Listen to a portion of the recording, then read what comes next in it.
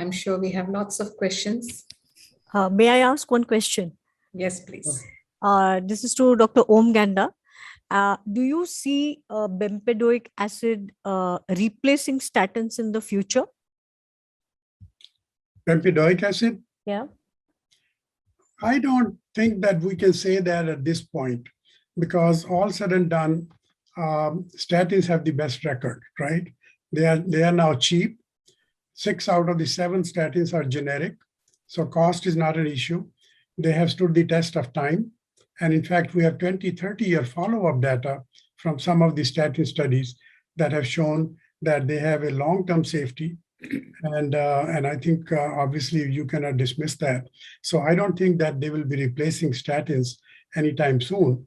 Moreover, the bempedoic acid currently is undergoing randomized clinical trial for cardiovascular events. So even if that is positive, I would still say combining bempedoic acid after statin with or without ezetimibe will be the next option.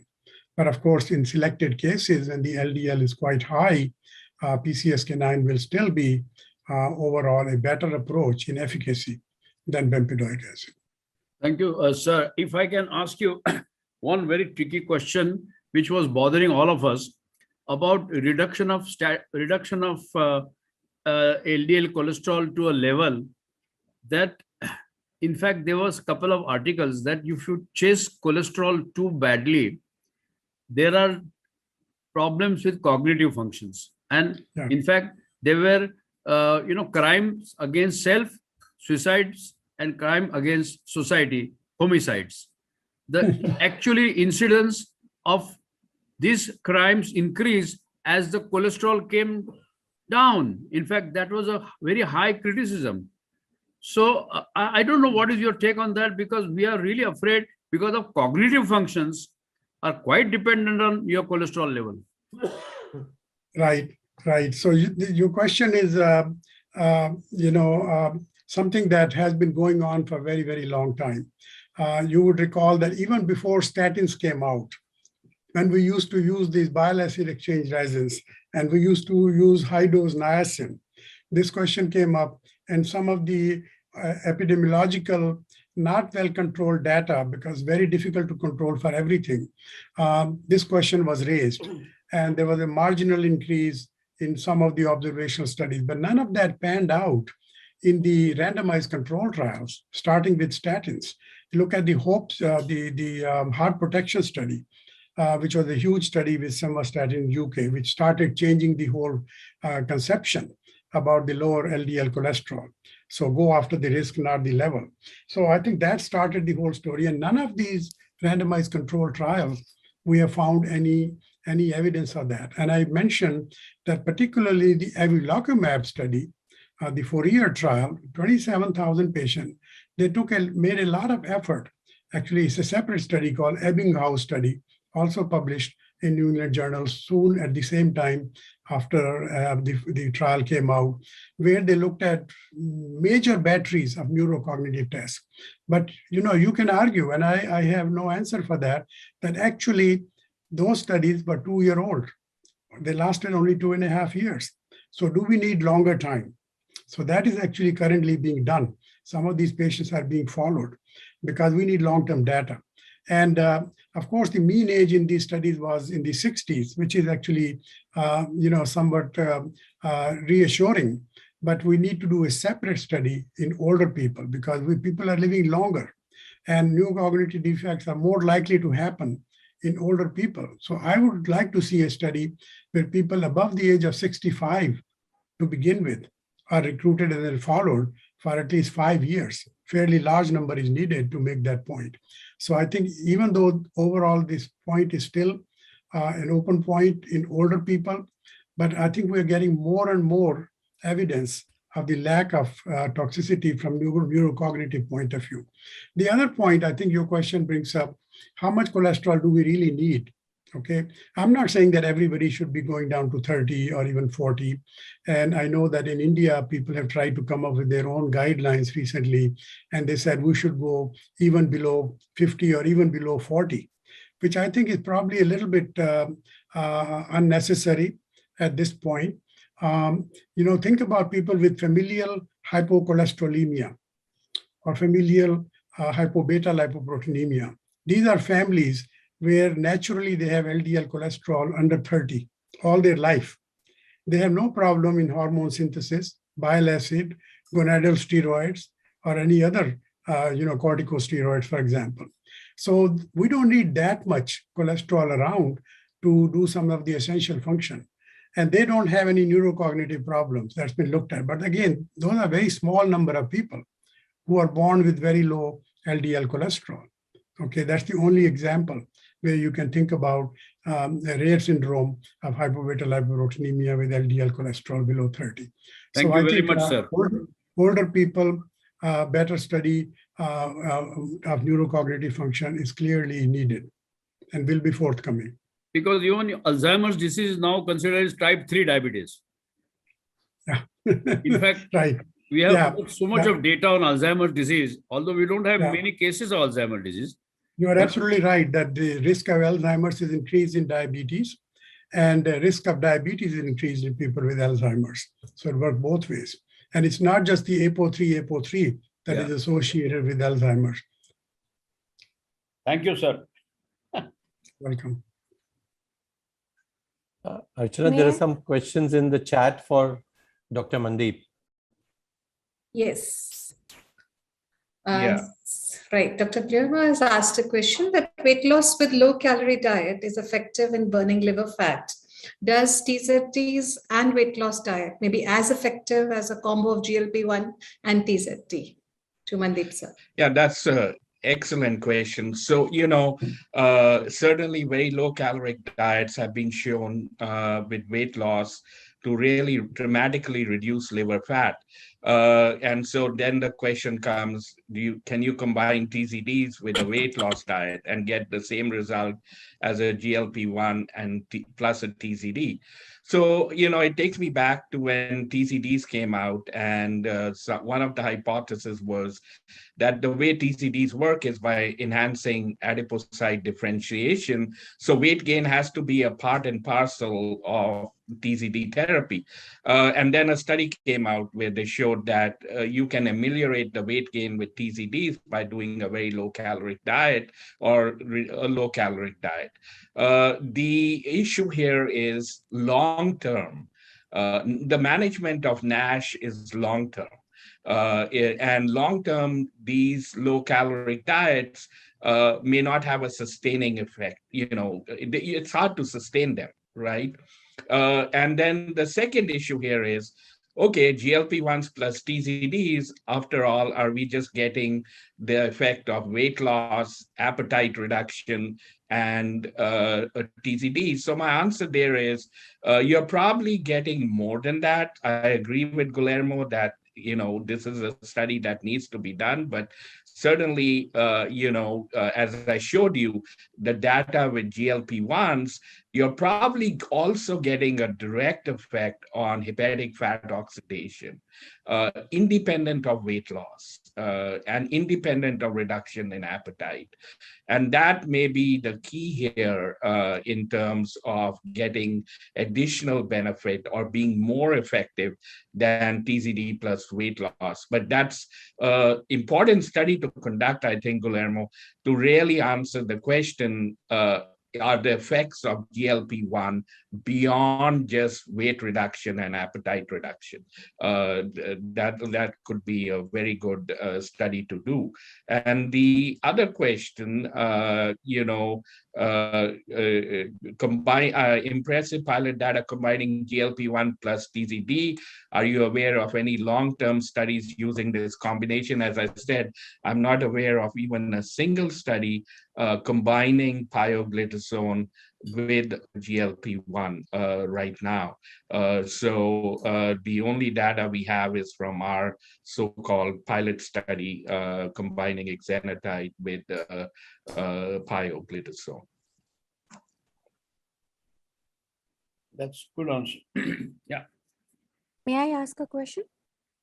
Sure. So this is to Dr. Ganda, sir. We have a very strong data on therapeutically targeting LDL in people more than 40 years of age. but I don't think the data is so strong for people younger than 40 years. And now we are dealing with a lot of people who are at risk with LDL.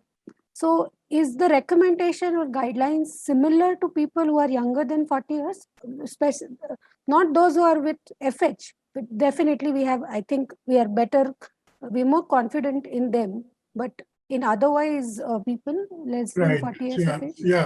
Yeah. Very good question. This question is a very important one, because the only reason the indication for statins and other drugs is to start at age 40 is simply because the clinical trials included people above the age of 40.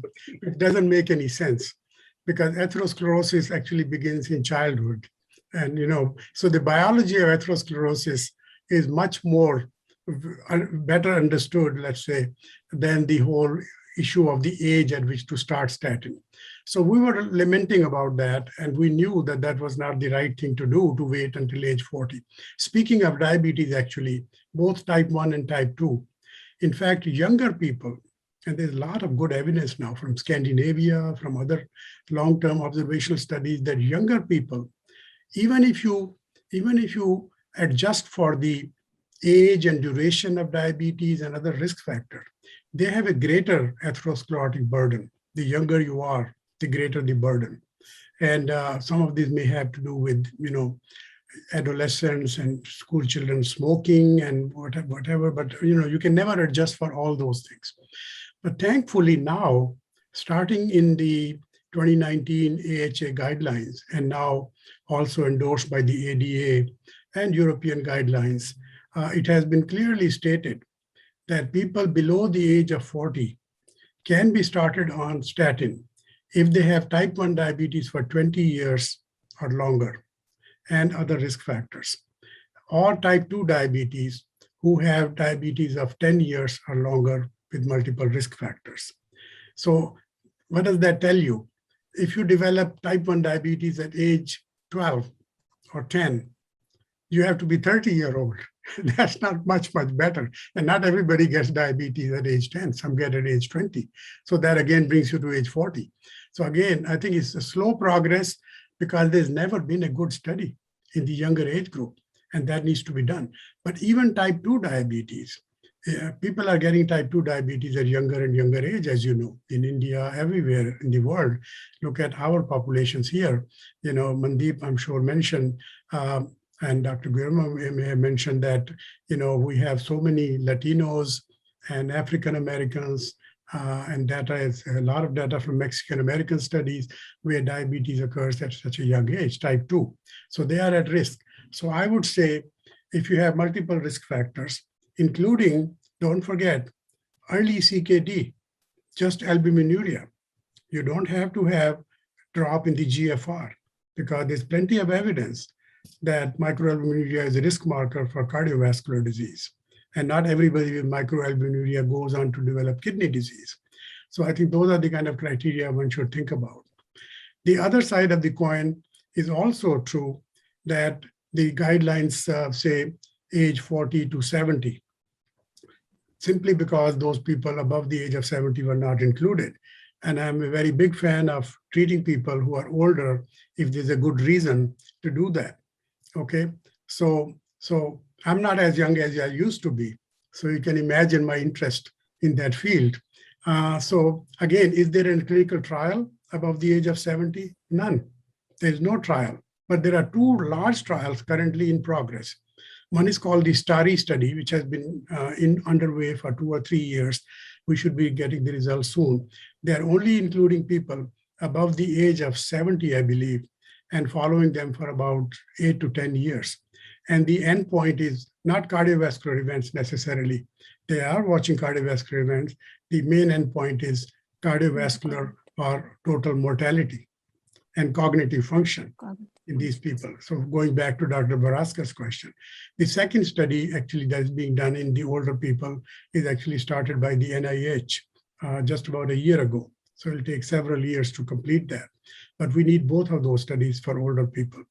So right now the guidelines say secondary prevention, of course, there's no debate. In primary prevention, if you have somebody on statin and they reach the age of 70, 75, doesn't mean you need to stop it. But whether to start it is a different question. And that's the question that is being studied. Finally, since it's such an important question, they actually did 2 studies now, one in France and one recently published, I believe, in JAMA, where they took people above the age of 70 or 75, I don't remember, 75, let's say, and those who were on statin, they were randomized. One group continued the statin. The second group, they stopped it. So withdrawal of statin above the age of 75. And within 2 years, they had an answer. Those who were discontinued actually had more cardiovascular events than those who continued. But these are, again, not properly done RCTs. They're more of, combination of some observational element in that. So I think, they're prospective studies in that sense. I shouldn't say RCTs, they're prospective observational studies, but we're still waiting for the other 2 studies. So I think I think you got to look at the patient. What do you mean by older person? Now, that's the other question that comes up. Who is old? Okay, so again, like we use the guidelines for glycemic control. It's not the age that matters, it's the functional level. Okay, and you and I can, I'm sure, point out many people above the age of 80 who are quite healthy, who have no disability, and they certainly would look forward to living another 20 years. Yeah. And then there are some at age 65 or 70 who had a lot of disability and frailty. And actually there are guidelines now that if you project somebody's survival time less than 5 years, then maybe you can discontinue statin. Certainly if it is less than 3 years. But because, older people tend to have higher incidence of adverse events. Sir, I have to say something. Yeah. A guru is always guru. And after I heard you today, I have realized that I had to catch up with a lot of reading. I still have to read a lot. And I think there is a lot to read. There's a lot to read. Think about all the other trials that you'll hear about or heard about, all the GLP-1 trials and SGLT2 trials. I was counting actually yesterday because we had the AMPA Preserve trial just came out. So there are now 9 GLP-1 RCTs and there are 8 SGLT2 RCTs, not including the SGLT1 trials. So you are absolutely right. I mean, that's what keeps us going because you have to keep in touch, keep learning more about this, and our learning threshold really keeps on rising. So thank you. And I thank you so much. Do we have some more time? Yeah, we do. I had one question, if I may. Sure. Again to Dr. Ganda. We look at the risk by using the ASCVD risk score, for example, and we talk about a 10-year risk. But while initiating statin, our criteria are different. That is, for statin initiation, we use the LDL, and then we say we don't chase numbers. So when somebody is at an intermediate risk and you use a moderate intensity statin, unless you chase numbers, how are you going to re-stratify the risk? Yeah, I mean, again, I think all of these risk calculators are only suggestive. None of them is really something to be taken too seriously. That's my opinion. We had the Framingham risk equation for a very long time. Now we have the NIH, the risk calculator that is called the pooled risk equation, PRE. And look at that. What kind of things they ask you for? They ask you for age. They ask you for gender, they ask you for your cholesterol level, but they don't ask you how long have you had diabetes. So whether you have diabetes for 2 years or 20 years makes no difference according to this calculator. You just don't just ask DM plus or minus. UK PDS try to do a little bit better. They have their UK PDS engine. As they call it, they do have diabetes as a factor, diabetes duration, but that's not been very popular. So in some cases, these risk calculators overestimate the risk. Sometimes they underestimate the risk. They probably underestimate the risk to some extent in Indians, for example. And it is suggested that whatever the risk equation calculator tells you, multiply that by 0.5, 1.5, so 50% higher, just because of studies like the study that was done in India by Yusuf and others, showing that MI occurs at a younger age. The other thing in that risk calculator, all of these risk calculator, particularly the NIH one, they ask you a question: are you white or are you black?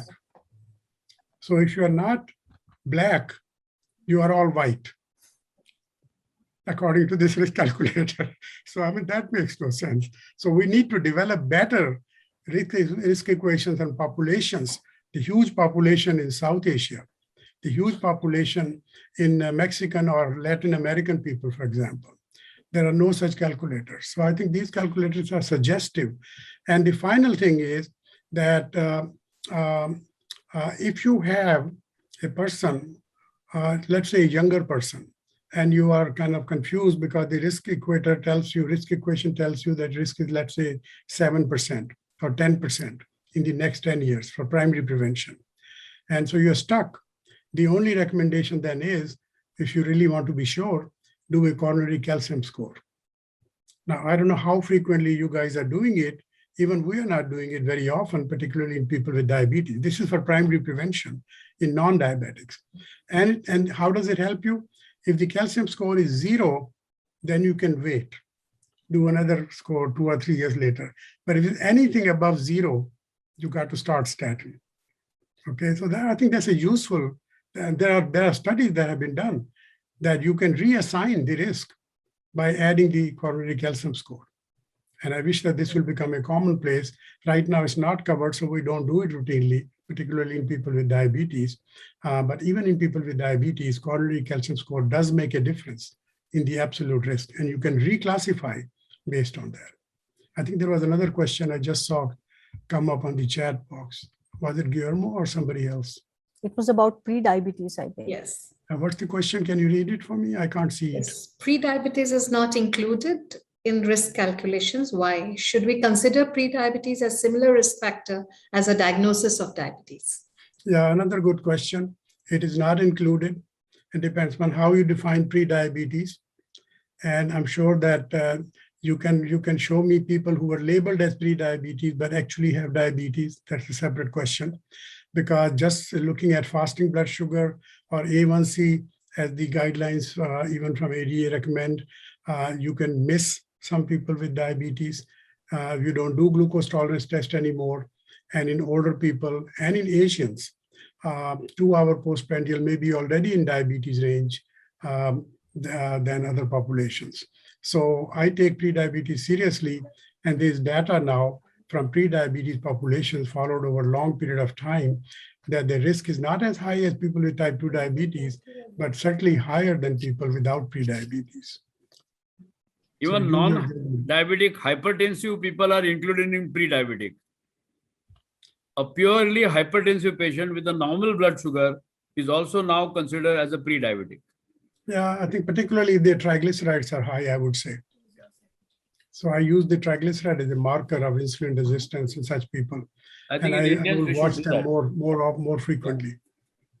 Yeah, I think once you exceed a A1C of about 5.5, your cardiovascular risk just starts to take off, and it's a continuum. So, there's really very hard to put any number cutoff here.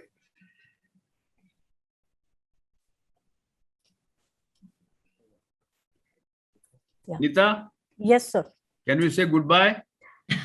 Yes, I'm very happy to tell you that even at this late hour, we have more than 2,000 people logged in. So it has been an interesting discussion. That is because of some stalwarts are talking. That is the reason. Right. No. Thank you so much. You're very kind. And it was really wonderful to join you and enjoyed the audience participation and your questions. Thank you. And hopefully we'll do it again. Bye-bye. Thank you so much. Bye-bye, Manjit. Bye. Thank you. Thank And Thank you very much. Thank you so much. we end today's session on a very high note, and we hope we'll have you back again at 10 o'clock in the morning. So we look forward to welcome you tomorrow at 10 o'clock for the next day's sessions. So we have our quiz lines open till 12 midnight. Do not forget to log in for some very exciting prizes. The quizzes will be different tomorrow and again different the day after. So till 12 midnight, the quiz lines are open. thank you. Good night. Good night. Good night. Good night, everyone. Good night.